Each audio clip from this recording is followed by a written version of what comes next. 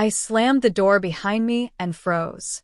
There she was, my sister, Cassidy, sitting on my couch like she had been living here forever. My jaw dropped, my heart racing.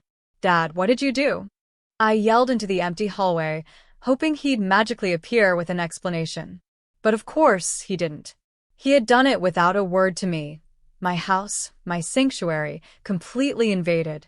My anger bubbled hotter than I thought possible. How could he just decide to hand over my life to Cassidy like it was a gift? The betrayal wasn't just shocking. It felt personal, like a punch straight to my gut. Every plan, every quiet evening, every moment of privacy I cherished had been stolen.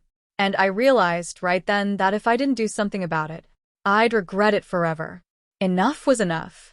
Have you ever had someone you trusted completely betray you? What would you do if your own father handed your life to someone else without asking? Tell me in the comments.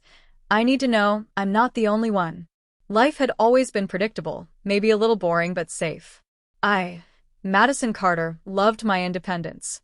My house in Denver was my haven, filled with thrifted furniture, plants I refused to kill, and cozy nights binging old movies. My dad, Thomas Carter, had always been controlling, but I thought he respected boundaries.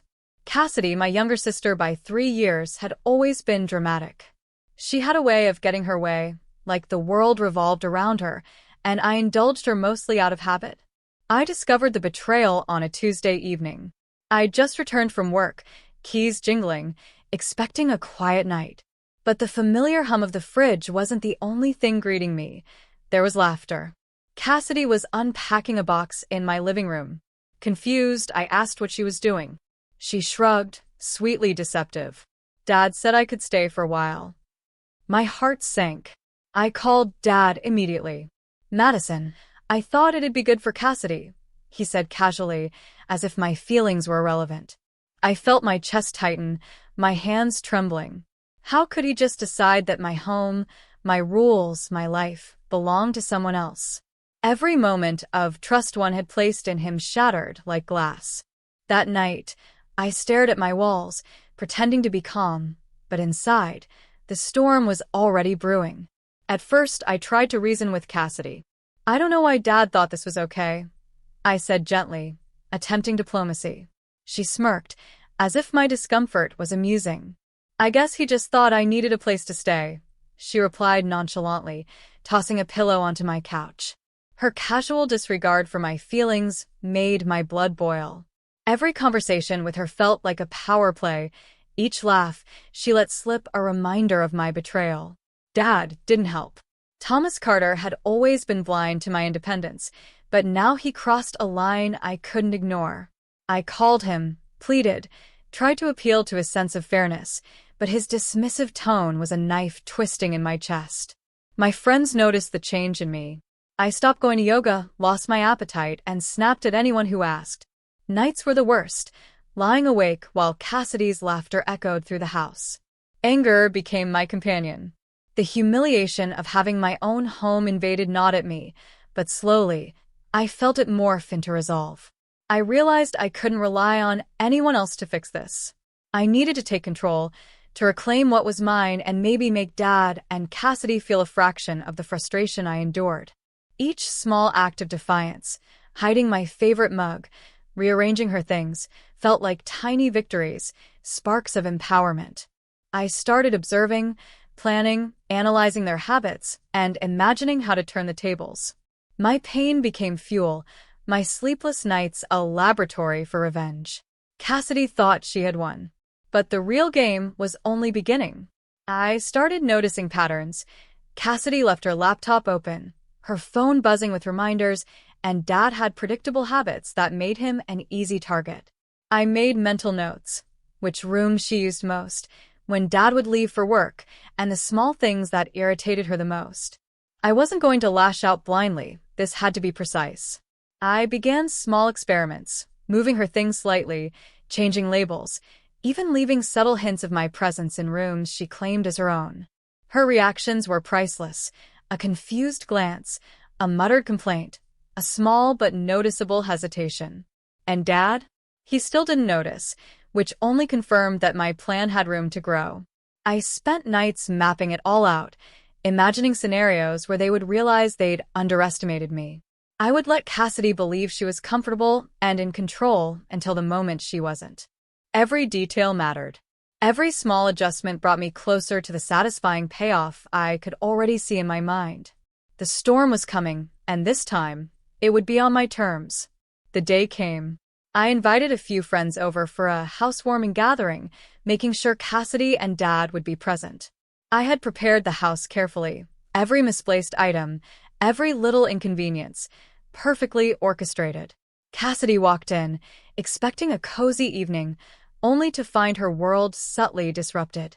Drinks were slightly lopsided, her favorite snacks replaced with bland alternatives, and small signs pointing to her inability to navigate my home as easily as she thought. Dad was oblivious at first, but Cassidy's growing frustration was impossible to ignore. She snapped at me, asking why I was being so petty. I smiled, letting calmness mask the satisfaction simmering beneath. "I just want you to feel at home, like I do," I said, with perfect sweetness. By the end of the evening, Cassidy was exhausted, annoyed, and visibly shaken. The subtle chaos I had orchestrated had built up into complete disorientation. She realized her comfort wasn't guaranteed. Dad finally noticed, his casual demeanor cracking as he realized he had underestimated my ability to reclaim my space. The look of shock on both their faces was priceless. I felt a rush of triumph, but also a strange calm. I had taken back control without throwing a tantrum, without escalating into cruelty. Justice had been served in the most satisfying way possible, a reminder that I was not someone to be ignored or dismissed. After everything, I sat alone in my living room, finally allowing myself to breathe.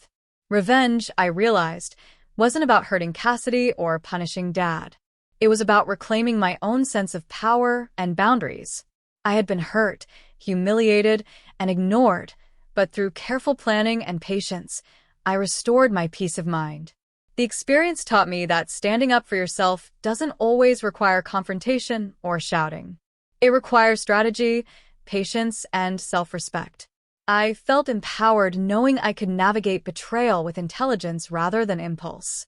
More importantly, I understood that my worth isn't determined by the approval or actions of others, even family. Cassidy and Dad had underestimated me, but now I had proven to myself that I was capable of protecting what was mine without losing my integrity. I also learned the value of observation and patience. By paying attention to details, noticing habits, and anticipating reactions, I could control outcomes in a way that was both ethical and satisfying.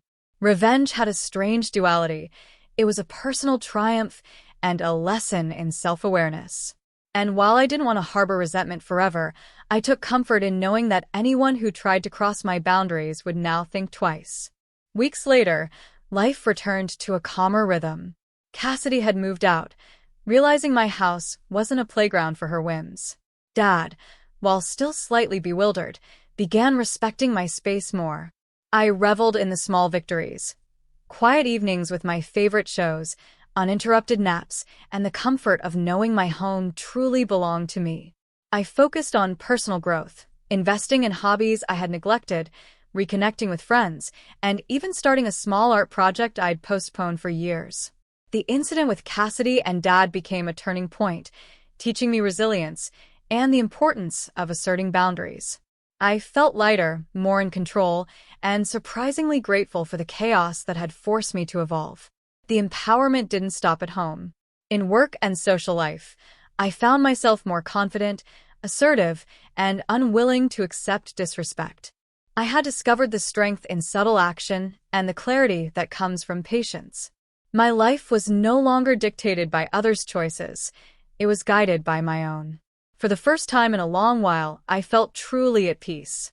The past felt distant, a lesson rather than a burden, and I embraced the freedom of knowing that I could handle whatever came next. My home, my rules, my life, finally completely mine. Sometimes revenge isn't about hurting them. It's about finding yourself again. I realized that standing up for your boundaries and reclaiming your life can be empowering in ways that anger alone never achieves. It's about patience, strategy, and knowing your own strength.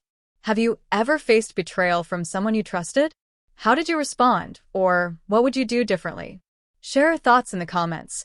I'd love to hear your stories. And if you enjoyed following mine, don't forget to subscribe for more real, emotional stories of resilience and empowerment. Remember, taking control of your life is the ultimate revenge.